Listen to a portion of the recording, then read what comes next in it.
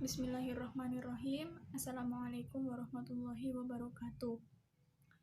Saya Wardatul Azizah, nomor induk mahasiswa U 2018-2018. Saya dari Prodi Ilmu Hadis 2.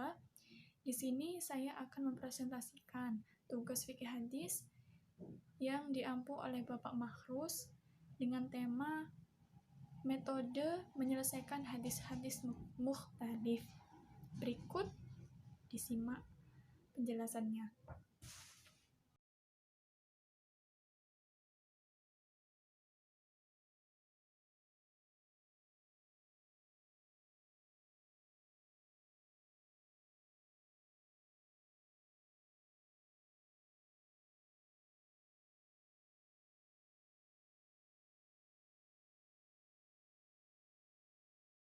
Di sini ada 5 metode yang dicantumkan, yaitu yang pertama metode al-jam'u wa al-taufiq, yang kedua tarjih, yang ketiga nasakh mansukh, yang keempat tawakuf,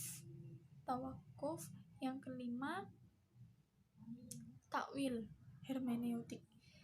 Kita ke pembahasan pertama, yaitu metode al-jam'u wa al-taufiq. Metode ini dilakukan dengan cara menggabungkan dan mengkompromikan dua hadis yang tampak bertentangan dengan catatan bahwa dua hadis tersebut sama-sama berkualitas sahih.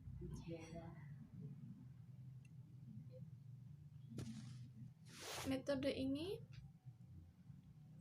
dinilai baik ditimbang dengan metode tarjih, mengunggulkan salah satu hadis yang tampak bertentangan.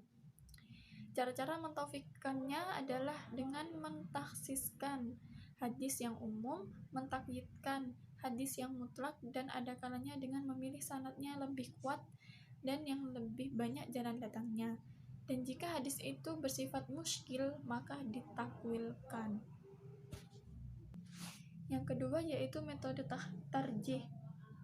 Metode ini dilakukan setelah upaya mengkompromikan dua hadis itu tidak memungkinkan lagi, maka perlu memilih dan mengunggulkan mana di antara hadis-hadis yang tampak bertentangan itu dan kualitasnya lebih baik, sehingga hadis lebih berkualitas itulah yang dijadikan hujah.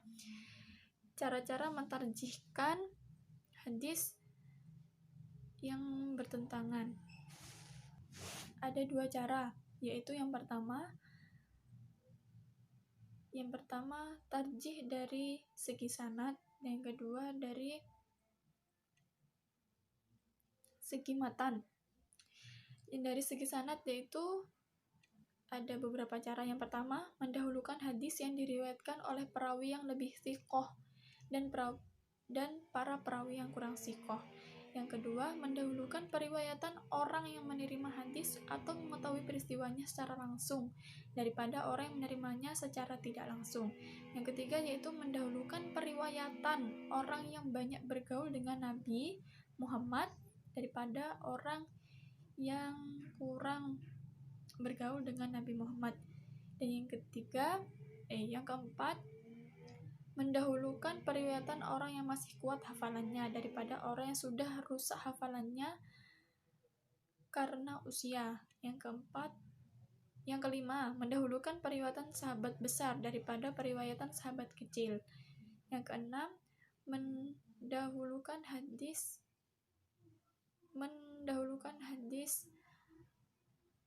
yang banyak diriwayatkan oleh periwayat-periwayat yang lain. Tarjih dari segi matan antara lain mentarjihkan hadis yang lebih jelas atau kuat dolalahnya daripada yang kurang kuat, seperti mendahulukan lafadz hakikat daripada lafadz majaz, lafadz sharih daripada lafadz kinayah, lafadz khofi daripada lafadz muskil, dan lain-lain. Selanjutnya yaitu metode nasikh mansukh. Jika ternyata hadis tersebut tidak memungkinkan untuk tarjih, maka metode selanjutnya yaitu dinasakh mansukh, penghapusan. Maka akan dihapus dari mana hadis yang datang lebih dulu diganti dengan hadis yang datang belakangan. Di sini ada pengecualian hadis yang sifatnya hanya sebagai penjelas yang bersifat khusus dari hal-hal yang bersifat umum, tidak dapat dikatakan sebagai hadis nasih yang menghapus. Asy-Syafi'i menyatakan bahwa tidak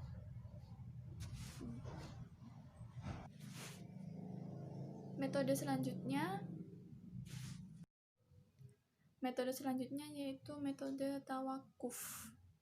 Jika metode nasih mansukh tidak memungkinkan, maka metode inilah yang dilakukan setelahnya. Metode tawakuf ini yaitu menghentikan atau mendiamkan hadis yang saling bertentangan tersebut sampai ada